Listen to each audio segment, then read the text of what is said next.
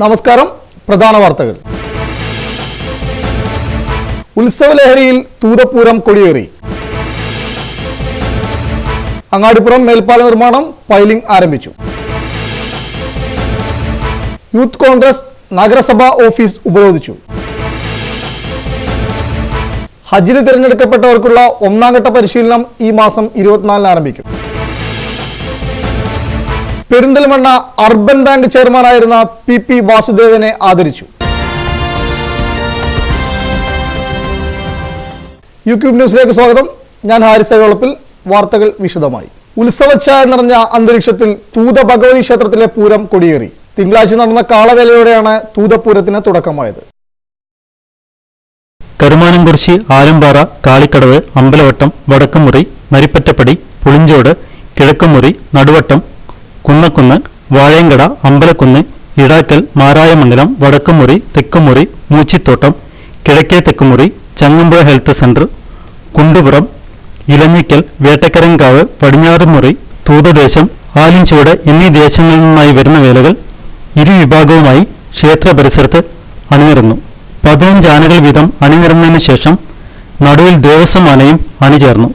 നെറ്റിപ്പട്ടം കെട്ടി 31 ഗജവീരന്മാർ അണിനിരുന്നത് പൂരപ്രേമികൾക്ക് കണ്ണിന് വിസ്മയമായി. കല്ലൂർ രാമൻകുട്ടിമാരാരുടെ നേതൃത്വത്തിൽ നടന്ന പഞ്ചവാദ്യം മേളപ്രേമികൾക്ക് കണ്ണിനും കാതിനും വിസ്മയമായി.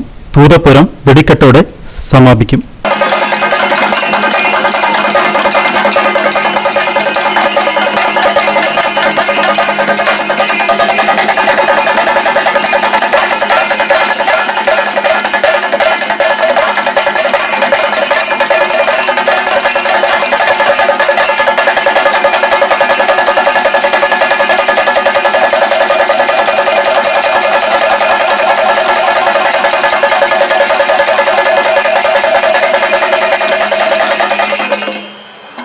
അങ്ങാടിപ്പുറത്ത് നിർമ്മിക്കുന്ന റെയിൽവേ ഓവർബ്രിഡ്ജിനുള്ള പൈലിംഗ് പണി ആരംഭിച്ചു.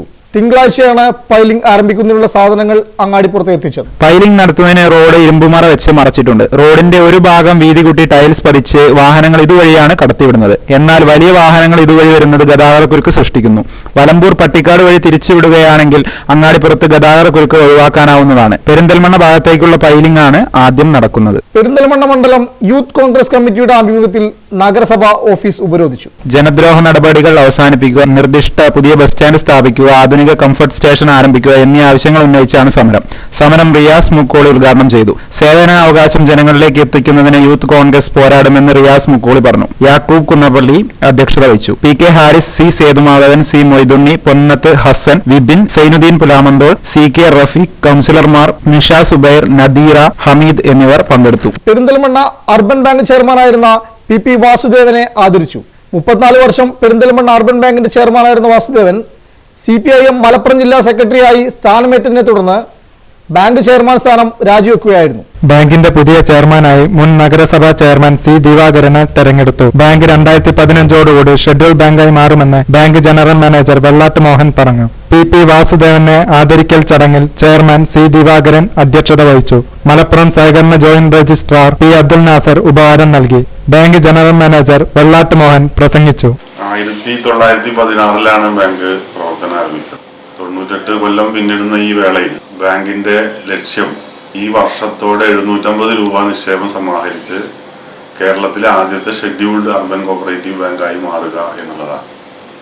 അതിനു വേണ്ടിയിട്ടുള്ള പ്രവർത്തന പദ്ധതിക്കാണ് ഞങ്ങൾ ഈ കൊല്ലം ഈ സാമ്പത്തിക വർഷത്തിൽ രൂപം നൽകിയിട്ടുള്ളത്.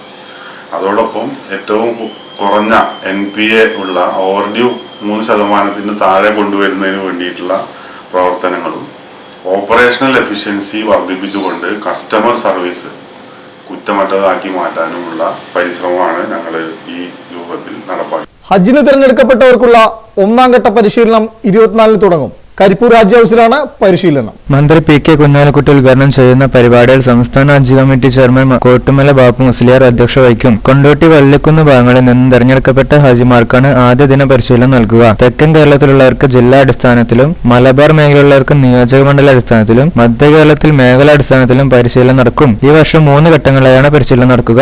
വായ്പ എടുത്ത് വീഴ്ച വരുത്തിയവർക്കെതിരെ നടപടിയെടുക്കുന്ന ബാങ്ക് മാനേജർമാർക്കെതിരെ മാവോവാദി ഭീഷണിയുണ്ടെന്ന് കേന്ദ്ര ഇന്റലിജൻസ് റിപ്പോർട്ട്. സംസ്ഥാനത്ത് ബസ് ചാർജ് കൂട്ടാൻ നീക്കം. ഫെയർ സ്റ്റേജ് അപാകത പരിഹരിക്കണമെന്ന ഹൈക്കോടതി വിധി ഇതുവരെ നടപ്പാക്കിയിട്ടില്ല. കുളത്തൂർ അമ്പലപ്പടിയിൽ തമിഴ്നാട് സ്വദേശി ദാസനെ കുളത്തിൽ മരിച്ച നിലയിൽ കണ്ടെത്തി. പ്രധാന വാർത്തകൾ ഒരിക്കൽ കൂടി. ഉത്സവലഹരിയിൽ തൂതപ്പൂരം കൊടിയേറി. അങ്ങാടിപ്പുറം മേൽപ്പാല നിർമ്മാണം പൈലിംഗ് ആരംഭിച്ചു. യൂത്ത് കോൺഗ്രസ് നഗരസഭാ ഓഫീസ് ഉപരോധിച്ചു. ഹജ്ജിന് തിരഞ്ഞെടുക്കപ്പെട്ടവർക്കുള്ള ഒന്നാംഘട്ട പരിശീലനം ഈ മാസം 24 ആരംഭിക്കും. പെരിന്തൽമണ്ണ അർബൻ ബാങ്ക് ചെയർമാനായിരുന്ന PP വാസുദേവനെ ആദരിച്ചു. ഈ വാർത്താ ബുള്ളറ്റിൻ ഇവിടെ അവസാനിക്കുന്നു. നന്ദി, നമസ്കാരം.